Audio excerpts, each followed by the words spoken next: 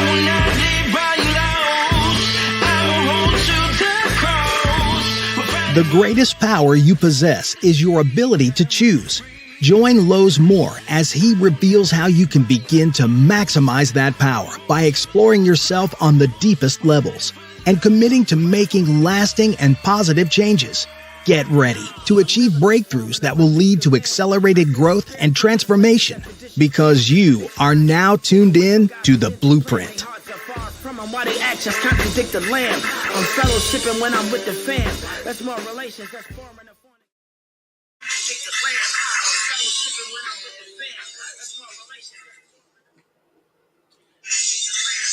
Welcome back to Lowe's Moore and the Blueprint Podcast. Man, it's good to be back. And it's good to be back on another Sunday evening. And hey, you guys already know my favorite word, right? I'm excited. I'm excited to be back for another opportunity to spend some time with you, to communicate with you, and to bring you some amazing guests. As I say each and every week, right? I got a few, look, I got in my little thing here, I got my pebble.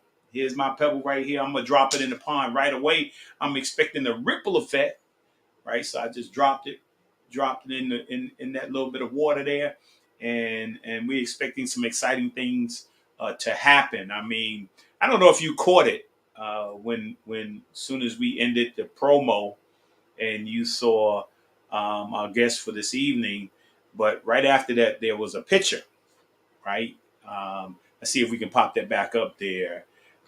But that's me, right? And it says 65 years. So what is 3,392 weeks, almost 6.5 decades, right? Oh man, there's a lot of numbers over there. And then it says 1957.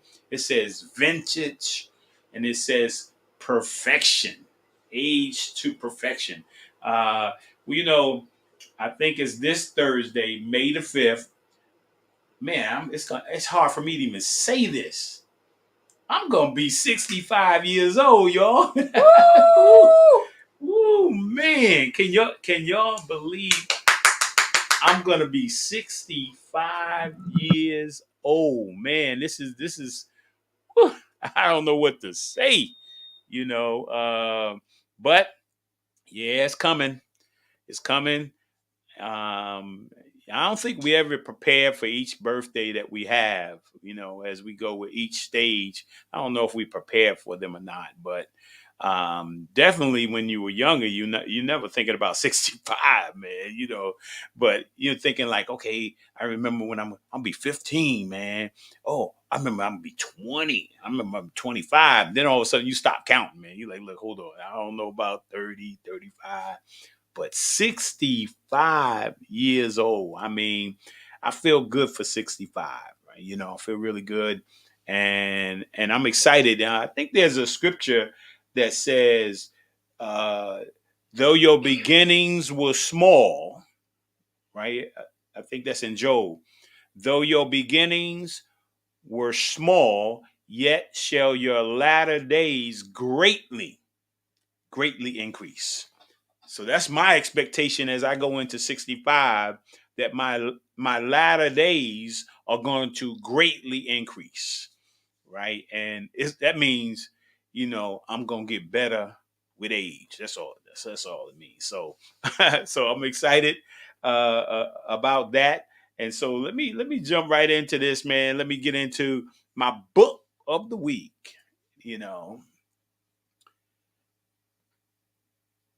Well, we're going to be talking about some amazing things tonight. So I just wanted to, I haven't gotten this book yet, but I have met Lamar Odoms, and when he was playing with the Lakers, I got an opportunity to go to the Lakers practice and meet him and follow his career, from high school to college on into the professional ranks, man.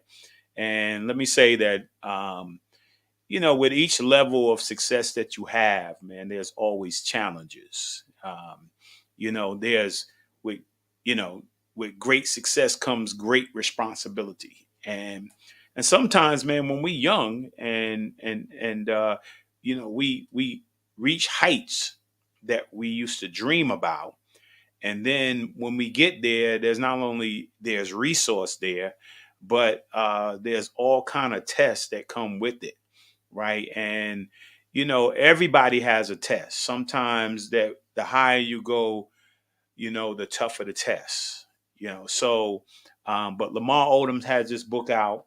If we can show that one more time, um, Darkness into Light. He's talking about a time in his life where you know that darkness crept up on him and took control of him, right? And he had to fight. I mean, I don't know if you know that Lamar Odom almost lost his life, right? And this is his story, his memoir of his life. And I didn't get it yet, but I think I want to get it. I want to read it because sometimes when people tell their stories, right, it helps somebody else, right, and helps somebody else overcome something, right, when you share your story. And that's why I do the Blueprint podcast, because people, we get to know people, right, and we see people that have gone through all kinds of tests, right, but yet as they arrive on the show, they are no longer in that darkness, right? They have come to the light, right? And they've come through all kinds of things, whether it be a problem with resources or a problem with addiction or whatever it is, right? It goes to show you life is a test and a trial, right? And if you're going to survive in this life, if you're going to be blessed, and you're going to be a blessing, you got to come through the trials. I mean, it was always said to me, you can shoot baskets in the gym all day long and you can make hundreds and thousands of shots in the gym, but you will never know how good an offensive player you are until you get some defense, right? No defense, you never know how good you're going to be, and I always look forward to all the people that thought they were great defensive players. So that's my book of the week, Lamar Odom, From the Darkness to the Light. And here's my word of the week. Yeah, it's called holistic, right? And you see it says holistic health, peace, right? Traditional, balance, energy, right? Mind, nutrition, fruit, natural, vegetable, scientific, holistic. We are holistic beings. We are spirit, we are mind, and we are body, right? I should have put up another word that should have said balance, because in our life, we have to learn how to balance all the things that in our life. We have to learn how to balance what is spiritual, and we have to learn how to balance what is mental, and we have to learn how to balance what is physical, right? Then you got to add social to it too, right? And if I might say, sometimes you got to add, I got to deal with my family too as well. So there's a lot of things that come with holistic, right? But the holistic part of it is that we also realize that there is a higher power. There's somebody bigger than us that we answer to, right? So that's why our spiritual life is so important, because without that spiritual life, man, we can get out of whack in our mental and our physical life. So yeah, that's my word of the week. And then my Pierce Harper affirmation quote moment, right? Here it is. The pain you feel today will be the strength you feel tomorrow, right? My coach used to always say, no pain, no gain, right? Hey, I went through a lot of pain to become a great basketball player, a good basketball player, right? There was always pain, but at the end of it, at the end of that pain, man, there was some success, right? And so let me jump right into my music, right? Lecrae, called Rehab, right? I mean, if you love rap and you love gospel rap, and I say now I've read most, if not all, of Lecrae's uh, his book. His book is amazing. Um, man, he had a struggle coming up, man, in his life, and so yeah, this is his album though, Rehab by Lecrae, and then right, man, we ran across a movie. Now it's on Netflix. It's either on Netflix or HBO Max. War Room, man, that's a good movie, man. I was like, yeah, it took me back about the power and the importance of prayer. Right, that's seriously an awesome movie. Um, if you haven't checked it out in a while, if you haven't checked it out at all, you missed something. Right, if you haven't checked it out in a while, I think you ought to pull it back out and check it out again. All right, so I got some shout outs here real quick. I want to say happy birthday. Oh, we got Dee Dee's birthday. Wow. Yeah, I don't even call anybody. There's no law to like no brother-in-law or sister-in-law. We just brothers and sisters. When I pray for my family in the morning, I say, hey, I'm pray for my sister-in-law. I pray for my brother-in-law. No, I pray for my brothers and I pray for my sisters. Right, this is my sister Dee Dee. She's awesome. Right, and bless. I'm gonna say happy birthday to you. Right, and I got some more birthday shout outs. Oh, oh, oh. Yeah, we skipped one and happy birthday to my cousin Angie. She's all the way out there in Maryland, right? It's her birthday. We coming up on a series of these May birthdays, April to May birthdays. And Angie, I want to say happy birthday to you. Enjoy it. It's today. Her birthday is today. Enjoy it. Love you, and have fun today. And then next, Losey. I gotta tell you a quick story real quick. I gotta say this real quick. So we knew that there was a possibility that Losey could be born around the time of my birthday, which is May 5th. And so my wife, all of a sudden my wife, we take her to the hospital. It's literally May 4th, right? And I'm looking at my wife, and because it wasn't really my idea to be born on my birthday, but I mean, it was her idea. But you know, when you are in that process of having the baby and you going through the birth pains and stuff like that, and I'm keeping the clock. I'm like, yeah, just 3 more hours, like that. And just 2 more hours. And then all of a sudden, she just around 10 o'clock, she just kind of gave me a look. Like, I don't hear no more about no hours and no minutes and no seconds, man. He coming out of here, like that. And of course, Losey was born on May the 4th, which is coming up. But he's right there with me, day before my birthday. And he ain't gonna be 65, but his birthday is coming up here, and we're looking forward to it. This is our birthday starting today, starting Monday is our birthday week. We get interrupted by Mother's Day, but I mean it's okay. Mother's Day, we'll take 5 days. We'll take like from Monday to Friday, and we'll just celebrate our birthday, and then we'll start getting into the mindset of celebrating Mom on Saturday and Sunday. So happy birthday to everyone. Love you guys, man. You awesome, right? And I pray that God give us all many, many, many more. Our latter days shall be greater than our beginnings. So let me jump into this highlight here, and we're gonna get rolling. There was a point in my life where I didn't understand why I was in the darkness. I was very high functioning. I had a 6-figure job, and I didn't understand that at the same time that I thought that I was thriving, that I was dying.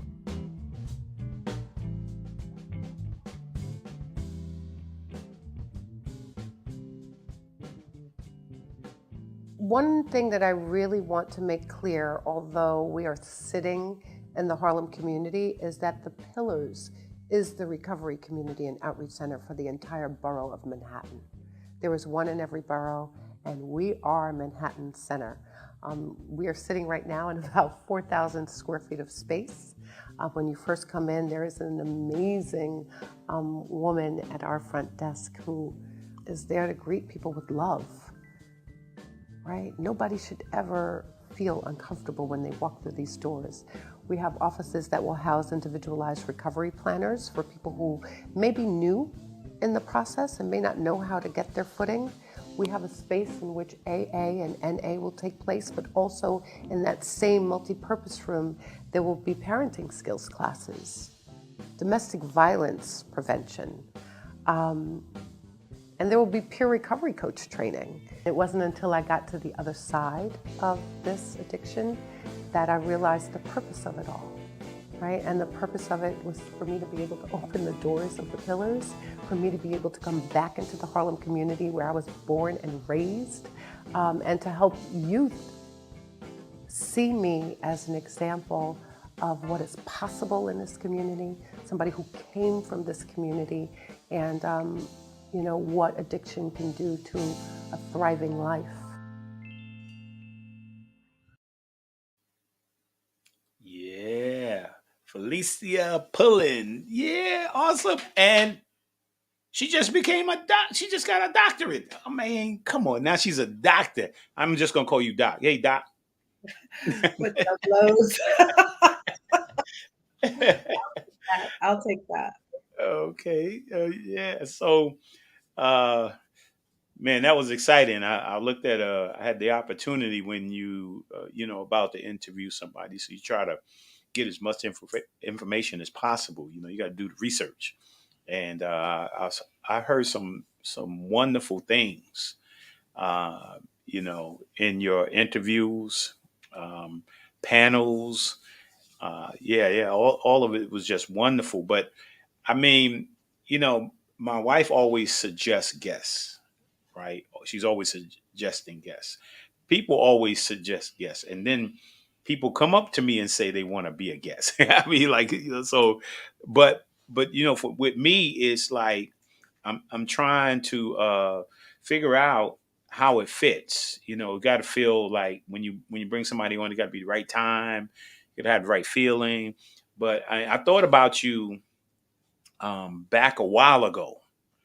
I think Treese and Dee Dee were talking about you, and they were talking about pillars, right? And then when I looked it up, and I saw, that's why I came up with the word of the week, the holistic. And I said it to Treese. I said, "Oh, she's addressing this issue holistically."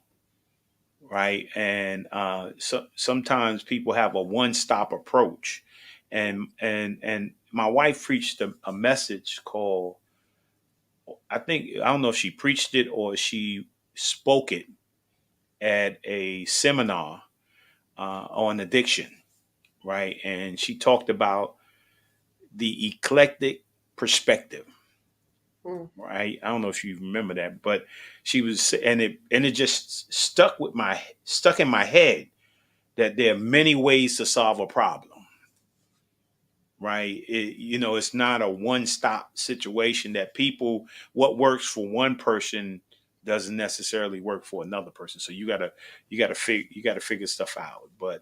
And I want to get into pillars, but before I get into pillars, I just thought that was interesting, that I wanted to, around this time have you come on, because when I look at you, I think about a holistic person. So not one dimensional, but multidimensional. So before we get back to pillars, we want to get to know you a little bit, and there are questions that I have, and so that the audience will get an opportunity to know who you are. Can we start from the beginning?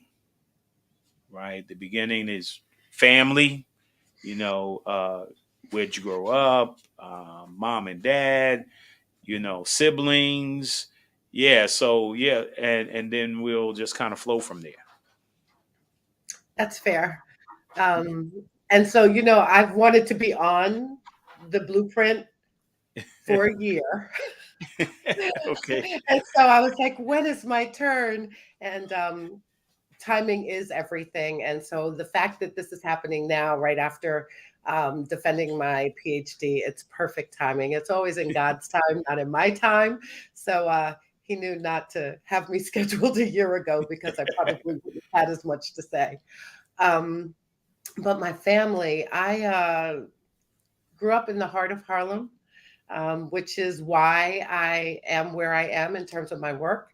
Harlem in the 60s and the 70s was very different from Harlem today. Mm, Harlem was the space where the woman in the building became your aunt. mm. Harlem was that community that raised you um, and stood in the gap when mom and dad couldn't. So although the garbage might not have been picked up every day on time, Yeah. right? um, I remember having, the milkman come and leave the crate at the door, right? So it was that Harlem that yes, there may have been four-legged creatures in the apartment with you, um, but it was the two-legged creatures that really grounded you and kept you centered. And so that's the Harlem that I remember and the Harlem that I love. Um, and so my mother was from Greenville, South Carolina, and Mm. she took a bus up from Greenville at the age of about 18, 19, and somehow ended up on 125th Street at the Teresa Hotel. Wow. And there were community members that took her in. And so I grew up, and you mentioned family, I grew up with a non traditional sense of family. So it was the community members and people around me that became my family. So my nuclear family, my father was a teacher, very smart, very funny, wore stripes and plaids in the same outfit. You could tell him that he wasn't styling, but brilliant. And yeah, so I had some really influential people growing up. Yeah, and Oh, where did you get these shots? yeah. Wow. That's my Aunt Anne. She was a cleaner in a hotel and just did that for decades. And she was like my first grandmother, if you will. And so at the age of 92, I went to see her, and her words to me were, Lisa, why are you so fat? Only an aunt that you love. I think those were her last words. um, Oh and man. on the other side is my stepmom, who I am nose to nose with, and she loved me and taught me how really to be a mother to my children. Lowe's, Yeah. yeah, she loved me like nobody else could. Yeah, and Harlem at that time was a extremely special place for, African American people. I just remember being a little kid. I'll never forget. I mentioned I turned 65, but at this time I was turning 13, right? And I hadn't been down to Harlem a whole lot, Mm. but I used to hear people talk about Harlem. And my aunt came up from DC and she said, boy, and I was mad at her, most of the day because, you know, I had like three little hairs on my chin, right? And they were like little long strands, about three of them. And she said, "Come here. What? Why you keep rubbing? Why you keep doing that?" And she said, "Oh, you got some hairs there." And so she said, "Let me see." So she grabbed them and pulled all three of them out. I was mad. It was my birthday, but I was mad at her, right? And then later on that evening, right? She said, I want you to go somewhere with me." And at that time, I was like, "Look, I'm not, you know, I'm not going with you." And then she said, "No, you got to go with me." And so she takes me, and we get on the train, and we land in Harlem. you know, and we're walking along and I'm walking through Harlem. I'm excited because there's so many people out there and I'm a little kid. And so we go into the one of the stores and this guy takes a picture of me and he gives me a button and I could pin the button on me of myself, you know, and stuff like so I'm excited. And as I walk out the store, I see a line and I look up, right? It's like it said James Brown, Ooh. right? I was like, James Brown, you know, because they always knew that I wanted to be James Brown. I wanted to change my name to James Brown. I used to practice all the moves, you know, all that stuff up there, and she took me to see James Brown live, about 7 rows back center. Whoa. And I had forgot all about those 3 hairs she pulled out. You know, just to see James Brown. But you know, Harlem at that time was a special place. I don't see it as it was in the past anymore. But you know, there are some staples there. But yeah, you're absolutely right. And one other guy, I think I got a picture. One other guy, he didn't want to leave Harlem, right? And I think he was down at Showman's all the time. You know, I I know who you're talking about. I call him Uncle Shorty, right? And you know, I think I got a picture of you guys, um, right, Treese? I think I got a picture. No, it's by itself. It's all by itself. All by itself. It's one. Where did you guys get all of these photos? Hey, we just snatch them from everywhere, you know. Wow. Well, we'll come back to it. So, talk a little bit about, you know, any more about family, and then transition into, you know, because I'm sitting over here next to Trees, and then there's Uncle Sonny, we Yeah. call Uncle Shorty, and yeah, because you know, family is family, extended family. You know, people that become your family. Yeah. You know, so talk a little bit about that and transition into the importance of education. I will. I saw someone put in the chat, wow, on Ann SIP. And so that's one of my cousins. Because of extended family, I really felt loved. I didn't know that I was loved because I kind of grew up in a house that was a little bit difficult. Um, I think that what was considered parenting then, ACS could get involved now. um, and so that's a part of my story and my narrative. And I just saw one of my cousins, but it was that extended family. I want to take this opportunity to talk a little bit about Uncle Shorty, who I call Uncle Sonny. Um, the entry of Uncle Sonny in my life, especially at the time that he came into my life as the way that he did, um, it was life changing.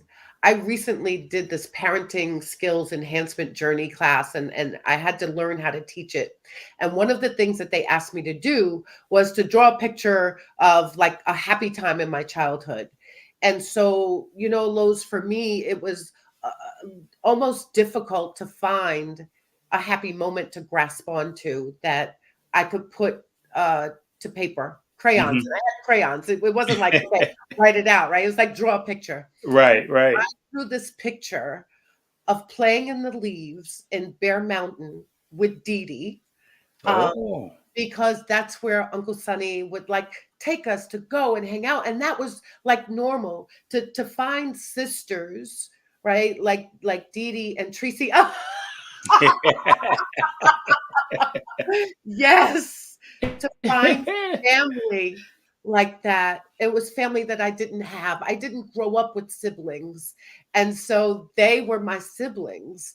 And they showed me that family life could be normal, right? With Uncle Lloyd and Aunt Shirley, that that there was a normalcy to family life that I didn't know anything about. And so they were able to share that with me. And that really Mm, helped to ground me in a way that I was untethered before.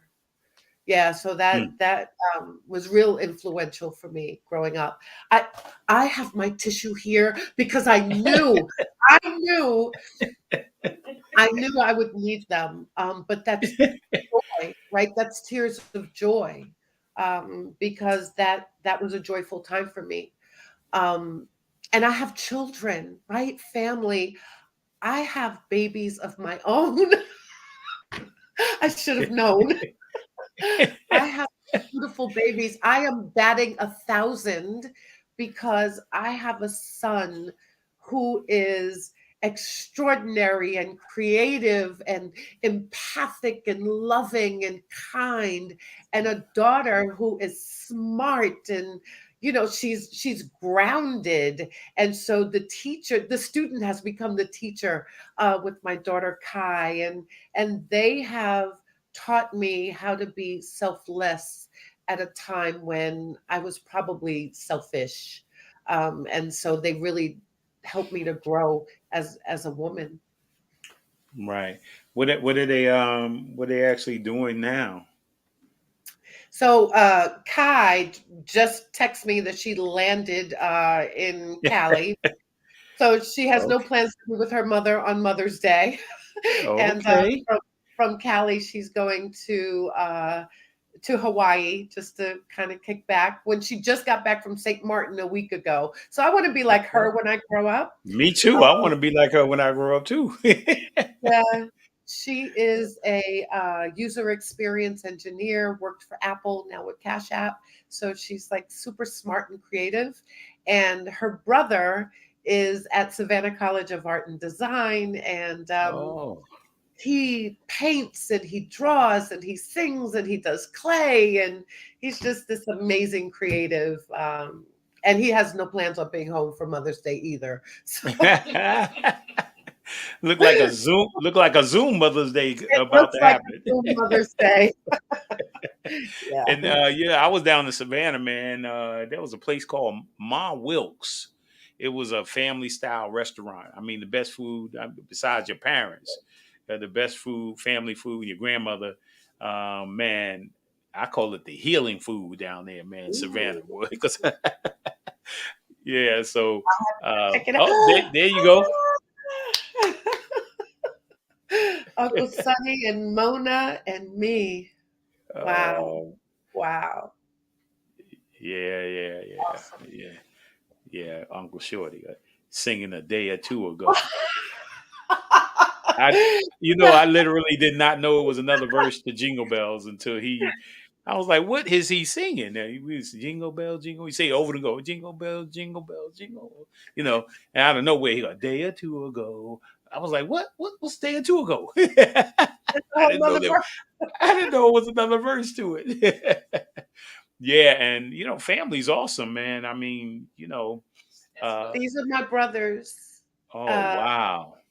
my brother Dwayne, who is sitting on that chair, and you have to know, I really was not sitting on his lap because I was like, there is no way this chair is going to hold. Yeah, And I was like, yo, you're about to go down. yeah, in the middle. You start hearing that little. Yeah, I knew not to sit. So I was like, hurry up and take this picture. My thighs can't. And the shot in the middle, so that's Dwayne and his brother Doug, and that's me. And you could not separate me from Doug and Dwayne. And Doug is no longer with us. He passed a year ago in March on Dwayne's birthday from COVID. So it is Mm, just me and Danny now. I talked to him today. Um, and they're the brothers that I didn't have through my father. Right. So okay. Anne, who I was laying in the bed with earlier in one of the earlier shots, those are her boys. Yep, Okay. that Yeah, one. Oh yeah, my yeah. goodness, Okay. your tech game is strong, Lowe's. Hey, my wife is skilled. That's all I can Yes, say. She's fishing yes, right it now. is. Yeah, Yeah. the tech game is strong. So talk to me. Oh, look at that. Uh, Oh my goodness. What? well, your I'm well, your father speechless sound right like Teresa's dad, right? Wow. He sound like an educator. You know. Yeah, yeah. Good. Yeah, my father taught me how to debate. He was a debater. And he would not let me get out of a conversation without at least attempting to win. I never did, but it was you better come strong. If you're going to have a conversation with my father, you better bring your A game. Well, look, I'm a competitor, so I'm like that. At the end, I gotta win. So, Well, when you're 12, and you're going up against dad, it was like, I am so not going to win, but I'm going to try.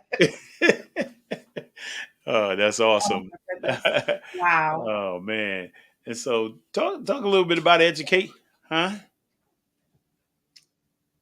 Yeah, that this picture, so I mentioned my mom, she's in the red blouse, Okay, Helen, mom. and so mom, not my mother, but my mom was my father's wife.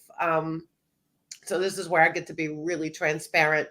My father was married when he and my mother met, and I am the product of an extramarital affair, and so that woman just she was able to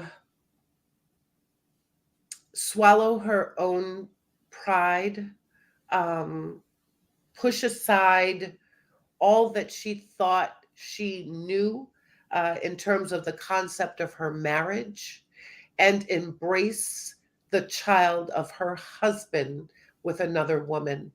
Mm, But in doing that, she taught me how to love, like just unabashedly, just unapologetically, just love. And because of how she embraced and treated me, that showed and taught me how to do that with my children, mm, because I didn't have the opportunity to learn that from my mother. My mother is great. She used all the tools that she had in her toolbox, but mm, that wasn't one of them. So I learned some great things from her. I learned how to be strong, and I learned how to be a go-getter, and I learned how to work and to like really strive for some better things in life. But like those core values, she didn't have them because they weren't taught to her by her mother, right? right. And or my great grandmother didn't teach them to my grandmother. So those were the things that were missing. But God puts these people in my life to give me those tools that I wasn't able to get in the first pass. Yeah, isn't he good? All the Yeah, time. yeah, he's good like that. And family, we're talking about family and faith, right? And why they're so important. I mean, in the connection, and in my book, I first thing I write about is family, right? Because I wanted people to know that there are functional situations in family, and then there's uh, dysfunction in family, right? And I write that in my first chapter, but we love our family, right? So that's important. And yeah, I see like, oh, you got a lot of people back there. I mean, who you got some other people back there in that picture. Yeah. So right over the shoulder of my mom, who is sitting in the red, right over her shoulder in the white top is her sister. Okay. And so when my mom passed away, her sister and I became mother and daughter, if you will. And so it was just beautiful that I was able to have this extension of my mom because they look so much alike. Yeah. Well, they And do. I so thought they were twins. right below her, and this is like just such an interesting story. So right below my mom's sister is her husband Johnny, Okay. and uh, they passed away 36 hours apart. Mm. And one did not like, so my uncle Johnny passed away right after my aunt Lois, and he did not even know that she had passed. And so I tell this story all the time, to right over her shoulder is their son Jay. And so Jay, and his wife and one of their children, they now have two boys. Jay was the head of Secret Service in Hong Kong, and Oh, so wow. for the US in Hong Kong. And so Jay was not here. I was, their child, right? So I would Mm. hang out with my Aunt Lois, and we would just sit and laugh and play cards and do whatever. And so I get a call from emergency alert system, and they're like, she's not responding, what do you want us to break down the door? And I'm like, yep. Right. Like, you really don't know what you're going to do in that situation. I said yes, and unfortunately, she didn't survive what had happened to her. And I always say this: she, from the other side, went to her husband's sick bed and said, "Come on, let's go. There's nobody left here to take care of you. Let's go." And within 36 hours, they had each passed. So Wow. yeah, and so they passed before. I think Jay had just gotten in from Hong Kong, and his dad had passed. So it's just really an interesting story. Wow. Yeah, yeah, yeah. Let's go. Come on, let's go. Yeah, I know that just hearing about family, man, and that is just great, man. It just is it's inspiring. I mean, because and also that I always say on each show, each guest always gives nuggets, or dimes. They is dimes. I'm gonna drop a dime on Love you, and down. but yeah, about the importance. Like, I mean, I think it was uh, uh, less. Is it less? Les Brown. He used to always say, you, it's not how you come in the world, it's how you leave it. And I think his mom dropped him off on the doorstep as a baby. Wow. So yeah, and then we see in his life we watch God work, right? And so there's a lot of people out here today over these last couple of years. A lot of crazy stuff has happened. Oh, and still crazy stuff is happening. But you're hearing you and so many others who've come on the show talk about navigating through that process, and how important was family and extended family, and how important it is, faith and having God in their life, and then um, going on to do amazing things in regards to education. So talk a little bit about the education process and how that was important. Yeah, I did not know that education was important, right? I was kind of in the beginning. I was just going through the process. You go to school, and then in my case, or not. So I have to tell my truth, right? I can't be here and not tell my truth. Um, so I went to Catholic school for like the first 8 years of my life. So it kind of feeds in with faith, right? That was Hmm. one of um my first introductions to religion was through Catholic school. Mass is a part of the educational Mm. process. And so my first public school um, education was in the ninth grade. And you talked about being 13, right?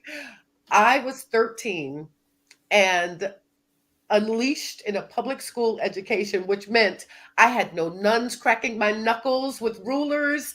I had no one asking where I was going to be. And so I was at Fashion Industries High School in the ninth grade, where my education was in uh, who has $1? Okay, so we're going to put our money together, and we're not going to go to first and second periods, and we're going to get this weed and this blackberry brandy, and then we're going to go in for third so that you could get marked present, and then into the lunchroom. Right? That was my ninth grade education.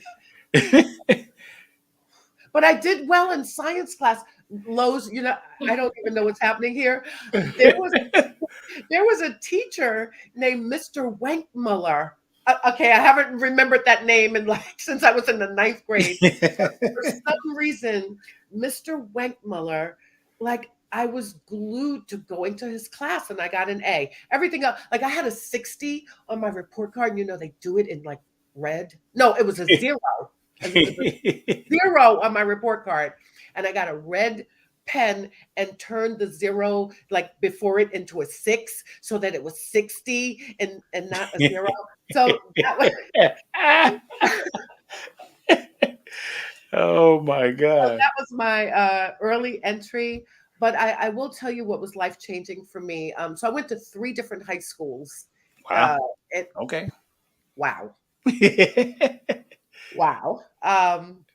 My second year, so my mother was like, okay, this fashion industries thing ain't working out. We're going to put you in the high school where my father was a teacher. Mm. And yeah, that didn't work out too well either. I did go to class. I'm going to say I did go to class. It was a vocational school, and I had a typing class in shorthand. I knew that I was not going to sit in anybody's desk and type and do shorthand. So, and the girls were so mean, Lowe's. Oh my goodness. Oh, you think you're cute? You're light skinned. You got long hair. So they wanted to fight.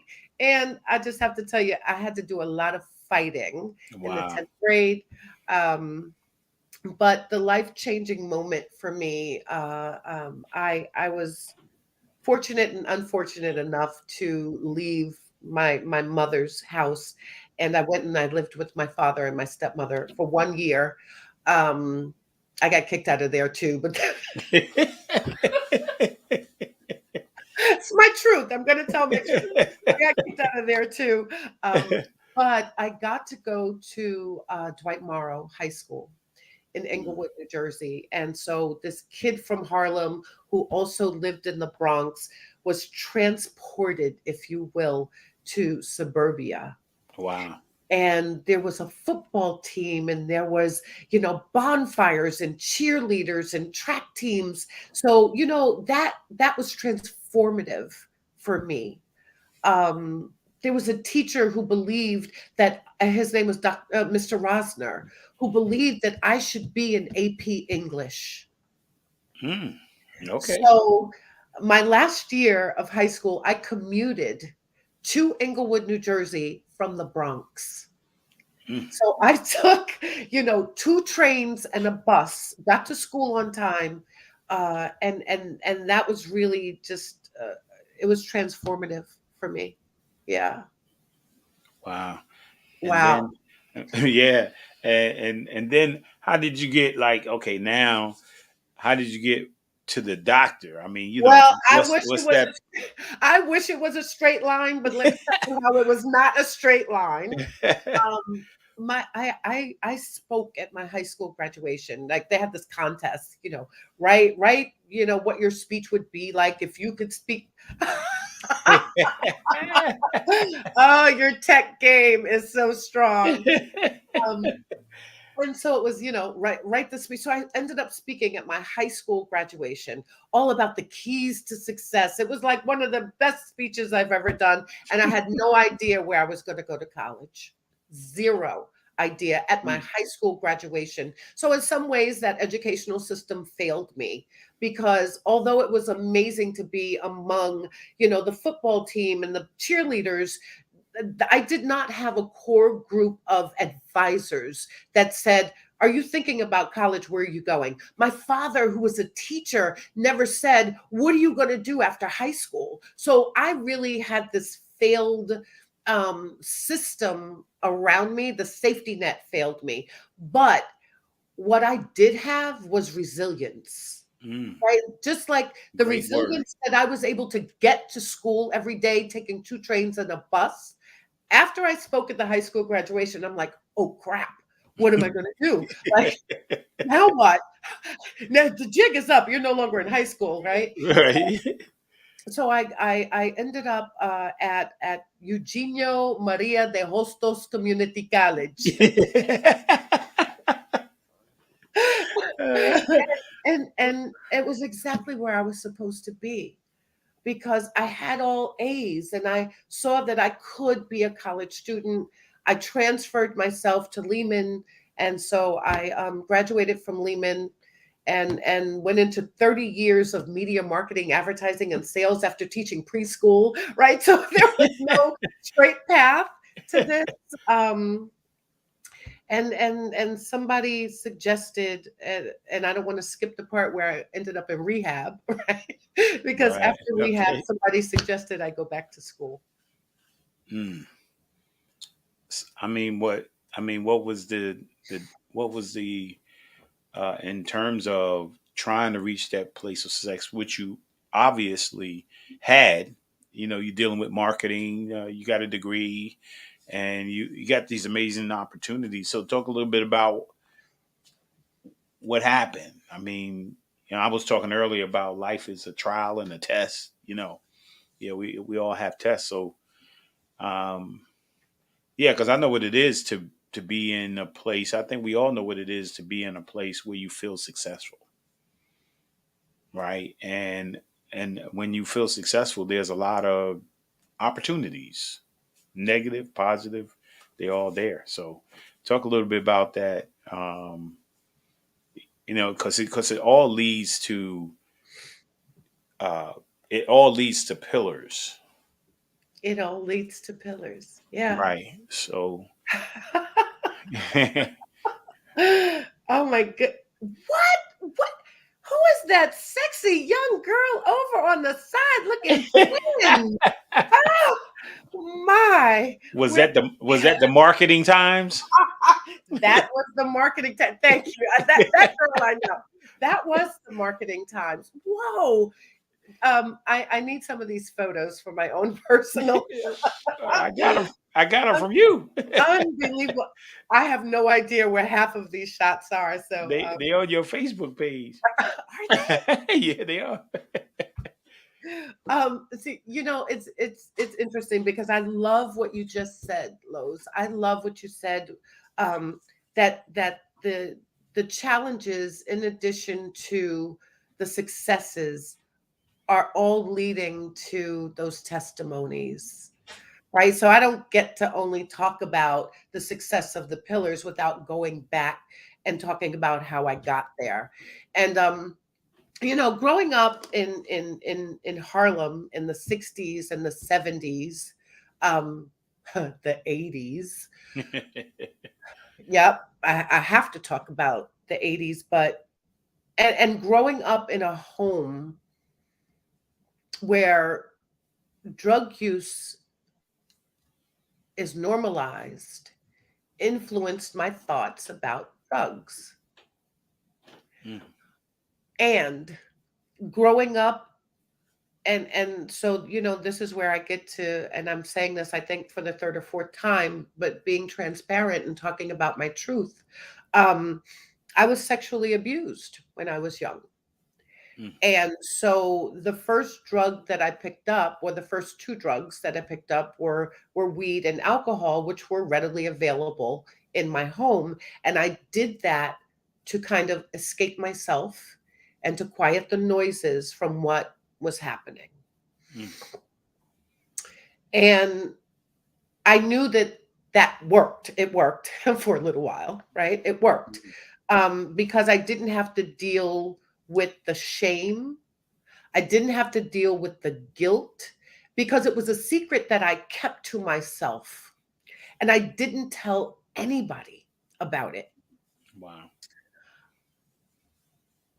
So I had that piece where early on, and I was 9 and I knew how to roll weed. Yeah. I was 9 and I knew how to roll a joint. Um, And so that foundation was already there. Now, it wasn't like a steady use of drugs from 9 until, my birthday, and my sobriety birthday was about 3 days ago. So I Okay. celebrate this month too. April 27th of 2011 was the last time I had a drink or a drug. And so it Mm, wasn't like from the age of 9 to April 27th of 2011, I was just steadily using, right. but it was always there. It was always a piece of how I coped with things that were difficult and uncomfortable to cope with. And then at one point, it just became what I did. It was just a Mm, part of, um, and then at some point it just took over, and that was who I was. mm. Um, yeah, the choice was gone, right? There was no choice anymore. I didn't choose to use drugs. It was, this is what I do. This is a part of what I do every day, all day, every day. Mm. So that test and that struggle was tough. Yeah. And That was how did you come to, because they always got to, they most some people say in this area of trauma and addiction, you come to the point whereas um, people are telling you, hey, you have a problem, and then, but it comes down to the point that you have a problem, right? And I need to do something about that. What was that turning point? so it's interesting because nobody came out and said you have a problem. I knew I had a problem. I'll never forget one of I was coming into where I live, and I get to pass this amazing young man every time I come into where I live, and he said to me, "Hey Tia," that's my cousin, um, Alana. Hi, sorry. So No, that's okay. Alana, I love you too, and yeah, I share every chance I get. And so one day he said to me, "Felicia, you don't smile anymore." Mm, And that was like the first time that I really knew that other people could see what I was feeling on the inside. mm, Right? And I remember one day the guy who delivers my mail, he was in recovery already, and he looked at me with, I already know look, and he mm. said, "Are you okay?" So people weren't like, throwing it in my face, you have a problem.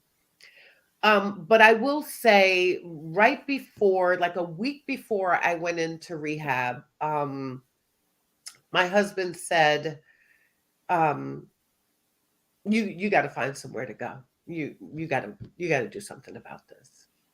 And so he was there. He was helpless. He didn't know how to approach the subject, the topic, the situation. And he finally just, like, after 6 months of everyday use, I mean, I was in my bathroom like 12 hours minimum every day. Hmm. And he finally got to the point where he was like, you got to do something about this. And thank goodness for the show Intervention. You ever see the show Intervention? I didn't. I I was think like, I heard of the show Intervention, but Intervention, in the beginning, they show the person using, and the person doesn't know that, they're going to walk into this room and their whole family is going to be sitting there. And I was like glued to that show before my husband had said what he said. And there was this place that was advertising on the show Intervention. And thanks, Dee Dee. And it was, you know, yoga and meditation and acupuncture and Reiki. And it was by the beach and they had these beautiful apartments. I was like, ooh, recovery looks easy. I want to go where recovery looks easy. So when he said, you got to do something about this, I was like, well, I know where I'm going to go. I'm going to go to Palm Partners.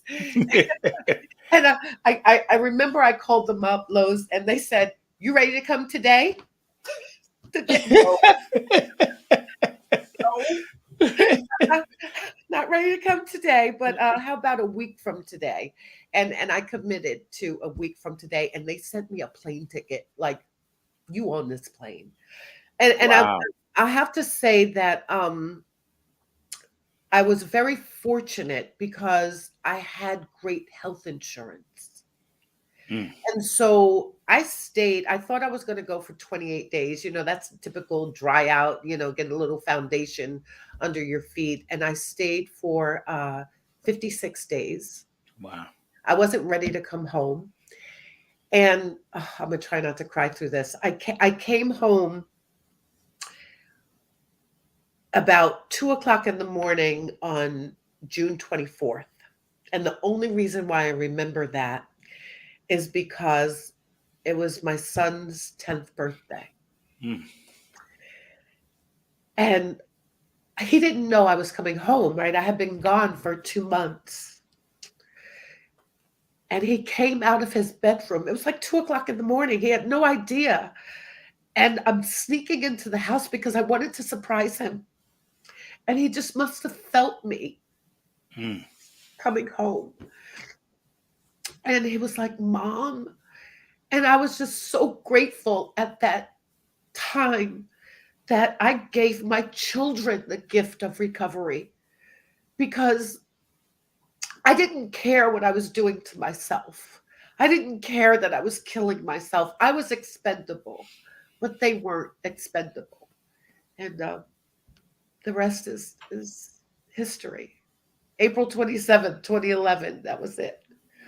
Wow. And yeah, and so kind of started changing things around, Yeah. and so how do you get to, because it's some stages before pillars, Yeah. so take us through that process before pillars, because pillars is awesome, but you, I seen you were doing some other things before then. Yeah. So when I got out of rehab, I was so green and so willing and ready to do anything that anybody told me to do. Right. So I'm like, I'm a clean slate.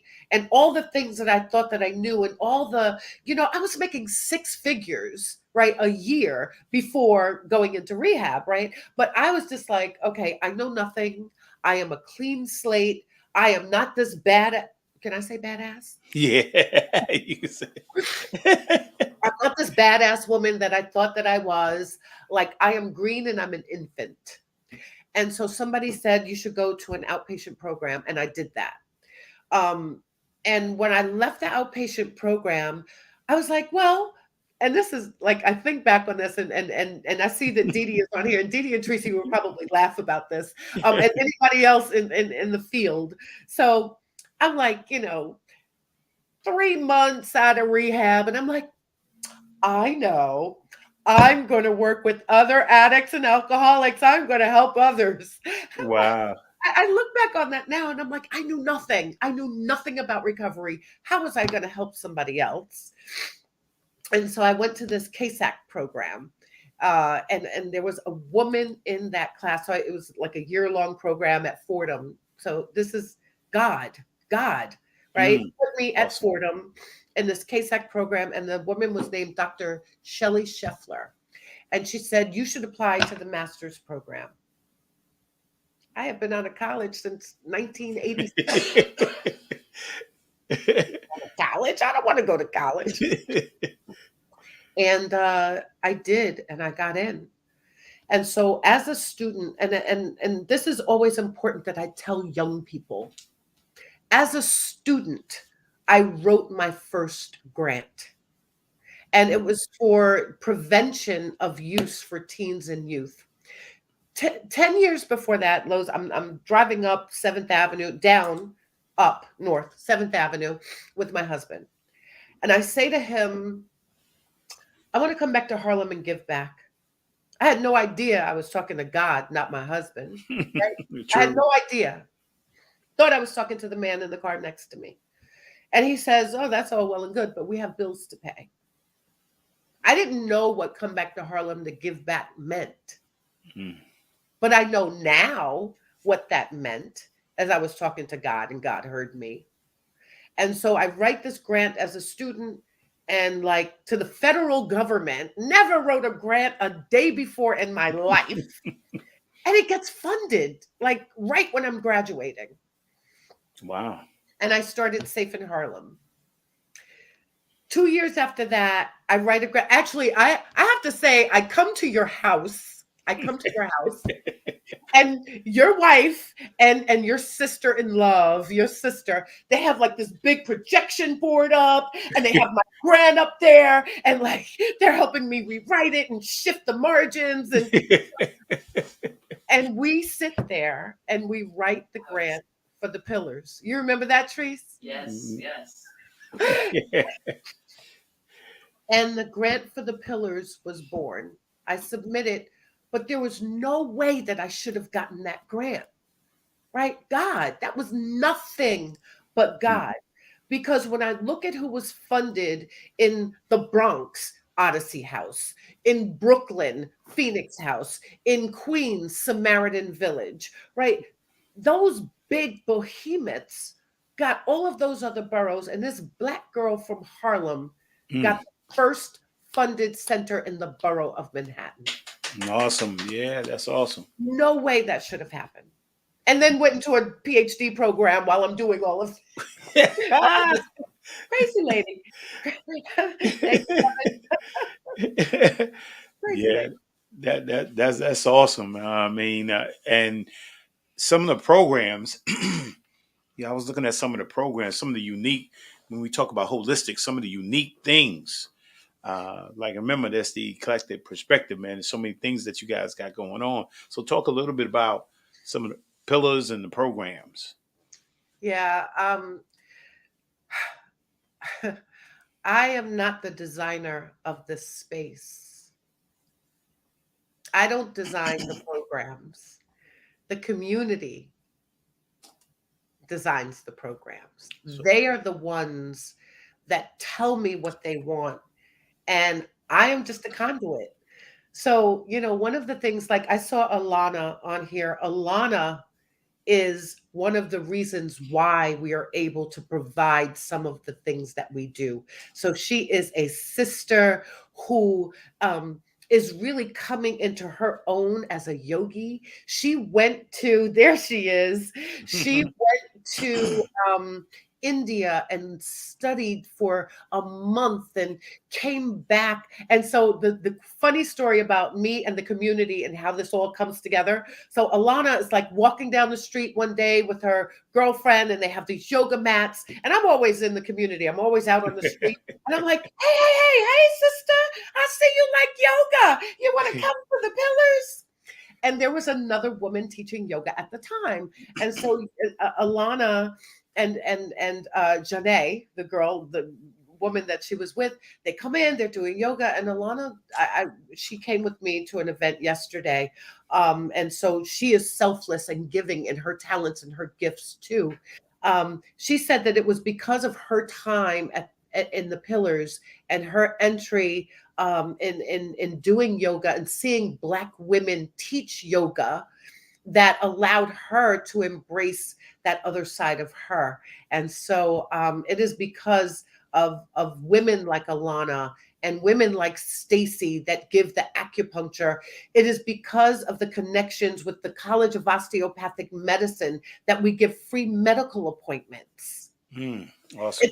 It's because of grants that I continue to write that we could do all the vocational training. Children's Aid Society paid for us to get trained to do parenting skills classes. But those are the things that the community told me that they wanted and they needed. So I never design anything from the top and drop it down in the community thinking it's going to work. I go out and ask them, what do you want? And they come in and tell me. And I'm like, okay, I can figure out how to do that. Wow, that's good. And you really, you know, giving us a nugget now about you actually, you know, you have to bring some old into the new, right? And I think you talked about that earlier about what you felt in Harlem back in the day, which was community, right? When you talk about family, talking about community, Yeah. right? And that's what we're really missing today. When you look at what's happening in our communities today, there's not really communities, right? It's not really family, because if it's really family, right, and it's really community, then we're helping each other. You understand what I'm saying? We're really helping each other. So, yeah, you mentioned acupuncture, yoga. I mean, yeah, Reiki. Reiki. Yeah, everything that would make people holistic, Yeah. right? Because you dressing the whole, you're dressing the whole person, right? And the community has many needs, but sometimes we don't even care about what the community needs. We just do what we want to do. You said that. I can't do that. Like that will not work. I one thing that I do, Lowe's, is that I make sure that I am a part of that community, right? I don't just drive to work and then go downstairs. I am so much a part of that community that the brothers that hang out in front of the deli are my children. Mm. So they might be 6'4" and have children of their own, but they're my babies. And so when I see NYPD, who I also partner with, I tell it, you see that one right there? That's mine. You have any issue? You come talk to me. And vice versa, right? I'll say Hmm. to my babies that you see this officer right here, he is a part of this community. He loves this community, and I need y'all to know one another, right? And I'm very emphatic about that. I make sure that I walk the community. So Mm. I got a call, the shooting that happened when two NYPD officers were killed in Harlem, and so I'm going to use this segue to give a shout out to Alana, who I saw on here. Um, the first thing I did was I called up some partners and I said, "Listen, this community is going through trauma. I understand, and NYPD was going through trauma." And so I said, what can we do? Because I know that NYPD will not want to go to the resources that are built within the department, right? Because often they're afraid to do that. They don't want something on their records. So, how can I connect them to someone that is external that will give them the opportunity to deal with the trauma that they're dealing with right now? I've had officers say to me, Felicia, I don't get to go home and tell this to my wife. Because Mm. whatever happens on the job, whether I see a baby fall from a window or a grandmother who had a heart attack in front of her grandchildren, whatever the trauma is, I don't take that home to my wife. So what do I do with it? And it has to go somewhere. So I Mm. bring in this resource and I try and connect them. But I also knew that the tenants in that building needed love and support and mental health support. And so I reached out to a partner and I said, listen, what can you do? The tenant, circled back to me and said, well, will you come on site? And so shout out to Alana. Will you come on site and do a health and wellness event for us, specifically Wow. for us, Yeah. on a Saturday? And the first thing I said was yes, of course. So thank goodness Alana said, "Oh, so Felicia, are we?" She's like, "Okay, so Felicia, we're going to be on site on 135th Street on Saturday." I was like, "Thank God you came in here and told me," because I say I say yes to so many things that. So thank you, Alana. We went yesterday, and Alana gave them a beautiful meditation and sound bath, Oh, exposed them nice. to a sound bath. What's a That sound bath? I wish Alana could chime in here, but I have to tell you.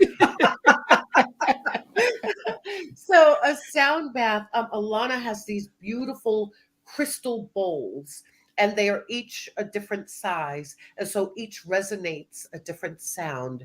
And Oh, so nice. she'll tap it, and then she'll just go around the rim of each bowl, and you are bathed in these beautiful frequencies that are Ah, I emanating. love that word.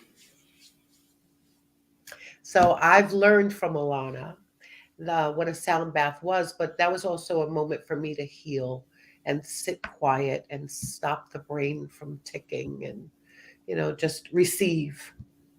Yeah, that's really good. Yeah, Felicia. Felicia, you are amazing. And I got a question. Well, I know Dee Dee's she may chime in, and you guys are in this field of social work and doing some amazing stuff, trying to help people become whole. So I got this question: what kind of impact do you think now that almost all of the United States of America is now opening up the opportunity and legalizing marijuana at this time when you know that you guys are dealing with what you see every single day, right? And what you're trying to help people become whole. What kind of impact do you think that this is going to have or has had in regards to, like, because it's opened up, started in other places like Denver first, and it made its way down, and now it's in New York. And I mean, what do you think? This is a curiosity conversation about you know legalizing marijuana.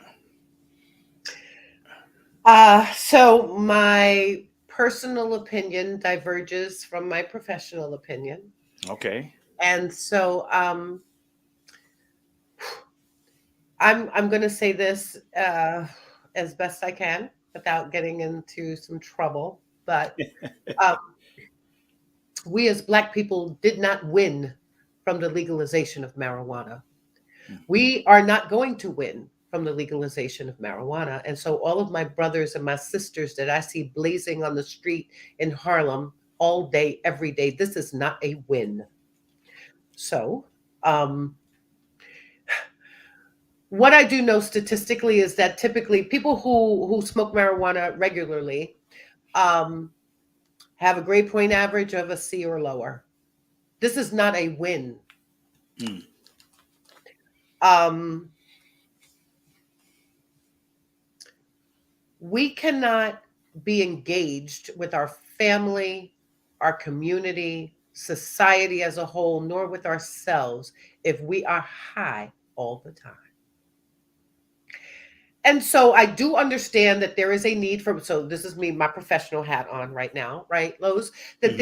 there is a need for, medication assisted treatment. I am not saying that, but the recreational use of marijuana, people who are engaged in it all day, all the time, need to take a look at how else they might be able to manage some of the anxiety, depression, hopelessness, helplessness that they feel that this high is managing for them. There are other ways, and we need to find those other ways to become engaged in life as a whole. So that's how I feel about it.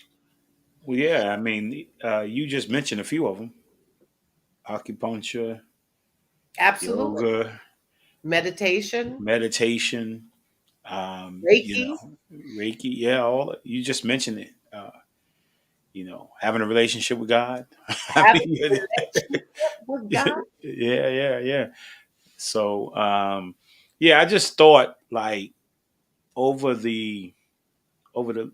Well, I was telling my wife the other day. I walk all the time, right? And I haven't been able to go anywhere. I'm talking about any community, anywhere that I'm not smelling weed. I Yep. mean, it's 24 hours. You smelling weed at And it's a some. different kind of weed. This ain't the weed that I do. I don't know what kind of weed this is, Lois. A whole different kind of weed, man. Yeah, and yeah, and I just feel bad, because I've seen high school um, guys. I've seen college. I've seen professional athletes, man, just all the time. Check Uh, out. I yeah. got a call that from two middle schools in Harlem that middle school students are vaping weed in the bathrooms.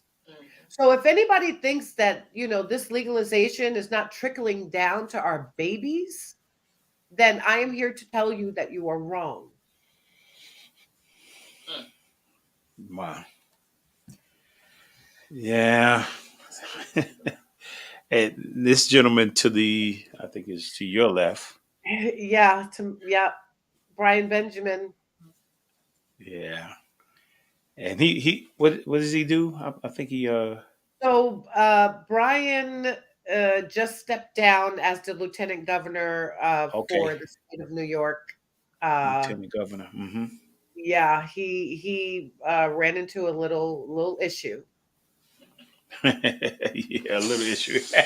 I like the way Ooh. you put that. And then I think we had I Dr. think we had Maurice Wright. yeah. I Yeah, think that's Dr. Maurice Wright. Sorry, Lois, go ahead.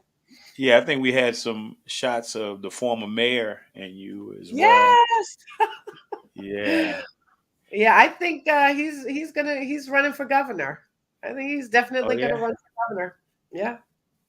Yeah, I mean, everybody, no matter who gets in, I mean, it's almost like it's a no-win situation when you get if you become a mayor, city council, whatever it is. It's just in any position, you could be a principal, you could be yeah, just comes with the territory, man. That everybody's not going hooray, No. so find out a way how to attack you, and not But I'll go back to that key word you mentioned, and how I think this is a question too. How do we help people find real, genuine community? I think it's important for us to it's a collective effort, right? And so um my attempt at finding real community is making real community. So when I walk on the block, when I'm in Harlem, I am Miss Felecia. I am auntie to strangers that are 6 feet tall. Right. And so that's that sense of community that I grew up in Harlem with. And so I am responsible for creating that no matter where my footprints are. And I think that if we each take that approach, then we get back to that sense of community as family. But it's a collective effort. Yeah, and I get, I'm thinking seriously, not seriously, but I'm thinking about one of the pastors back in the day when I was a kid, Reverend Richard H. Dixon, right? And he was walking everywhere. He used to walk. He used to walk everywhere. You just see him everywhere. He didn't know your name, but he would call you somebody else's name. But you know,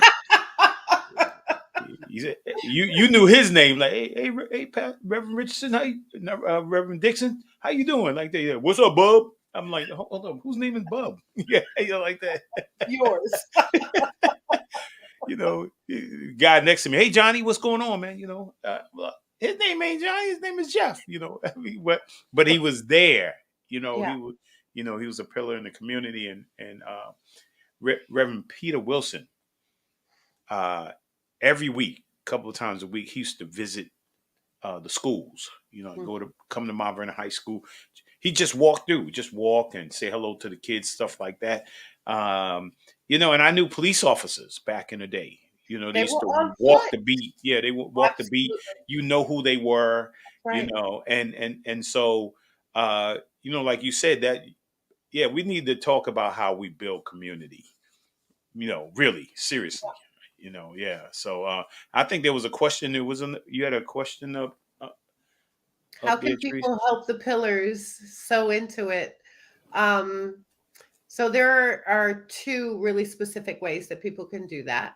One, our website, which is oh my god, that's the parenting skills class that I drew the picture of me in the leaves when Uncle Sonny taking me to. So thanks for that one.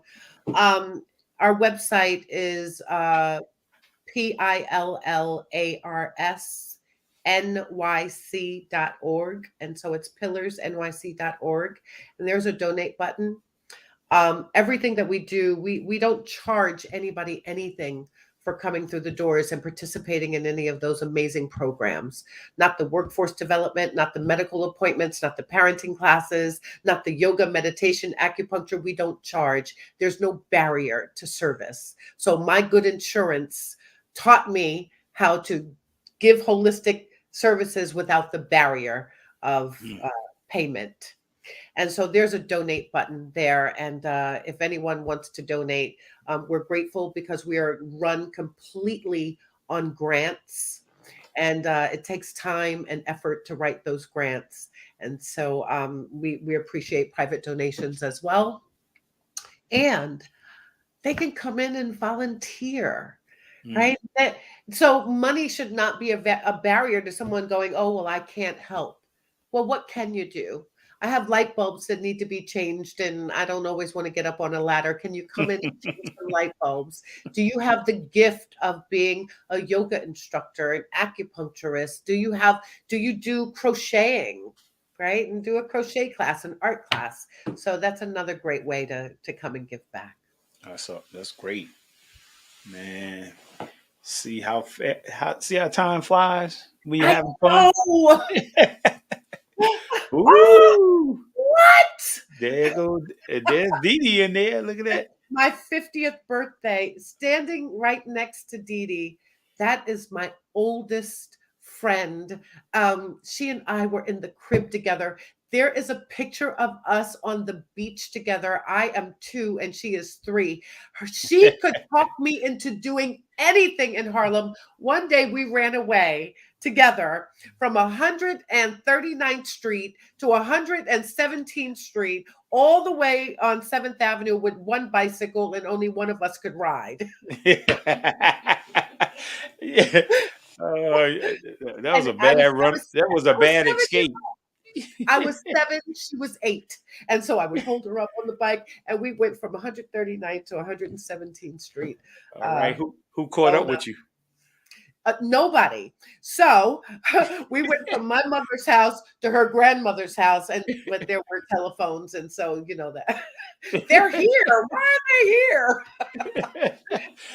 Well, you could do that back in the day. You can't do that today. No, you could not do that today. And that somebody would be brought up on charges too today. there was no cell phone, but that telephone game in Harlem was strong. You couldn't do anything on 116th Street that didn't hit your mama on 119th Street before you got home. So, oh man, what's next? What's next? From me? Yeah, you. Oh, So yes, I did just defend my PhD. I'm actually graduating 2 graduations, the 21st and 24th, where I will be hooded. Yay! Yay. But my research is beautiful. My research is looking at people who are in recovery and how racialized drug enforcement policies impacted their recovery capital. And so I have so many rich pieces of data that I will share and publish. But I also want to continue that research and start interviewing. And so it's qualitative. I want to start interviewing people who are still using, because they shouldn't be just numbers of how many times did I administer naloxone and save a person. Who is that person that you're saving? Who loves them? What did they want to be before drugs? Right. So I'm just really interested in hearing the stories of people who are still using, because a little piece of me heals every time I interact with people who are in recovery and people who are still using. So that's what's next. Oh, that's awesome. Yeah. Innovative too. Right. And I always say that at this stage of the game, I'm gonna say a few words here. You got to learn in life to be creative, and you have to know how to use your imagination. Right. For me, my success was I used to imagine I was gonna play professional basketball. Right. And imagining it, and started to ask questions about how to get there. They didn't match up, because process is different than just being creative and your imagination. You got to take it out of your imagination, in which you have done. You've taken it out the imagination stage and you put it into a practical stage. And I hope that people were able to see that tonight. Me You know, too. yeah, because everybody just thinks I'm gonna wake up one day and I'm gonna be dancing on the stage, man. And I'm gonna own this and I'm gonna do this. No, there's process that goes with it and a practical application that goes with it. And you said earlier about in order to do what you're doing, you got to be able to get credentialed in it. Yeah. You got to get skilled in it. So yeah. But I see something up here right now, and so Patrice wrote, "Me and Dee Dee's mom would be super proud, Poppy too." And so Hmm. Aunt Shirley really did show me how to walk this walk, and Dee Dee showed me how to walk this walk, and Tracy showed me how to walk this walk. And so I've had some badass. You said I could say badass. Yeah, yeah. Badass women that have walked this walk before me. And so all I really had to do was step into those footprints in the sand that they already laid. Right. I didn't have to forge a path. Right. It was already there for me. Awesome. So Felicia, I want to say thank you. You were amazing tonight. And yeah, you said to me the other day when I when I called you and texted you, you was like, wow, I get to be on the show. I mean, I must have risen to this level where no, you don't have to be a level to be on the show. I mean, the show is for everybody. To be on here, everybody got a story, and I believe tonight there's going to be a ripple effect of this interview, this conversation, man. I mean, you were so open, Thank and it was powerful, right? And hopefully, if somebody's out there and they're going through something, this would be a good place to start, right? By if you can get them to sit down and take a look and see where a person was and how a person overcomes their challenges. You definitely displayed that tonight, so I do appreciate you. Thank you for taking the time out. It was my pleasure to have you. I love you, Lowe's. I'm Love you too. honored. And I was wondering when I was going to be important enough to get on your show. So thank you. You was always important enough. Thank thank you so much. Yeah, this is the right time. It was God's time. Yes. So again, thank you, and we're about to sign off here now. And I want to say thank you to everyone who supports the Blueprint every single week. I hope that I always believe that this show would be not only it would be a blessing to people, and that's all I want to do is try to help people through this type of communication. I want everybody to increase because we can, right? And I believe that personal growth and development is so important. Um, but I also think it's important what you listen to, right?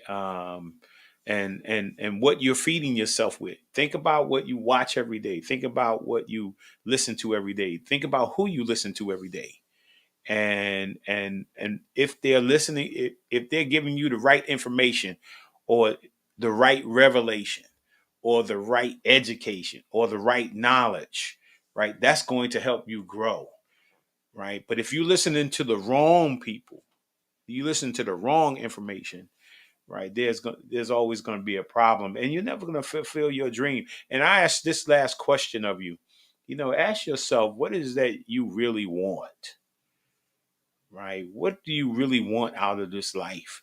Because whatever you want out of this life, you can have it, right? But bad information, right, and wrong friends. I mean, Felecia mentioned, right, frequencies, right? Sometimes what you watch, what you see, who you hang out with can cause you to go into a frequency or a vibration, man, that will cause you to be in a place that you don't want to be. But if you get yourself on the right frequency and in the right vibration, right, and you isn't nothing that you cannot do. And so again, thank you. God bless you. Love you guys. I'm looking forward to next week. Next week, I think we're gonna do a special show next week for the Mother's Day weekend. I'm gonna do a Saturday morning show, 9 to 10:30 a.m. And we're gonna do a very special Mother's Day tribute next week because all the mothers deserve it. Right, all the mothers deserve it, and we want to make sure that they get their just due on next week. So God bless you. Look forward to seeing you next week. And hey, if you're a prayer, please pray for me, pray for my family, and pray for the podcast. Thank you, and God bless you.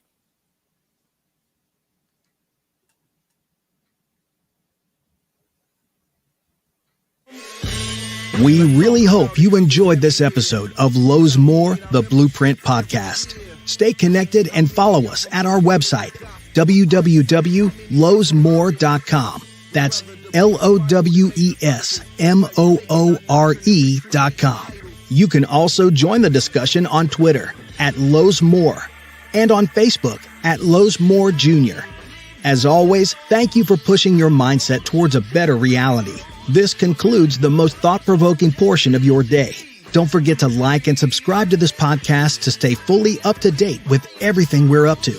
Until next time, be kind to yourself and each other.